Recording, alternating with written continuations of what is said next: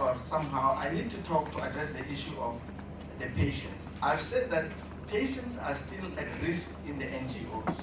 One of my recommendations is that they must all be moved. I'm not saying that they must be moved back to life as a domain because a legal process has taken place there on the globe. I'm saying they must be moved to suitable places within the province that we know exist and will provide them with the care that they need. I think that's one of the recommendations I have made.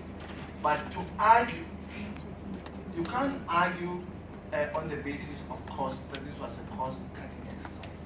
It has become an expensive exercise in the long term. And finally, we have a constitution in the country.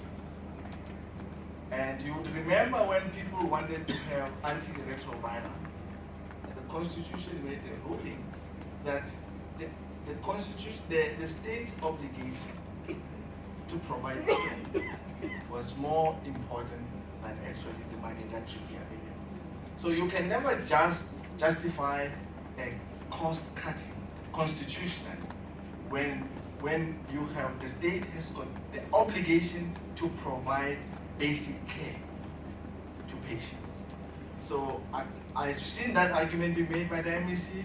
I don't agree with it because I think there's a constitutional precedence about it, particularly in relation to vulnerable people. At the time it was HIV/AIDS.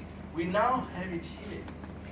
And for some of you who often read the literature, you will remember an old man called Mahatma Gandhi. Mahatma Gandhi says, one of the ways you judge the quality of a society is how it looks after its vulnerable. These people that were at life as demanding were the most vulnerable. And if we had to really subject ourselves to that test as to how we dealt with them from life as demanding to the NGOs, we would fail that test of Mahatma Gandhi. I think one of the witnesses did mention this, that some of the NGOs were attracted by the fact that they would be getting money. But I really was not given a mandate to see whether it was a money-making business or not. There were many things, I could have also investigated who was in love with who and so forth.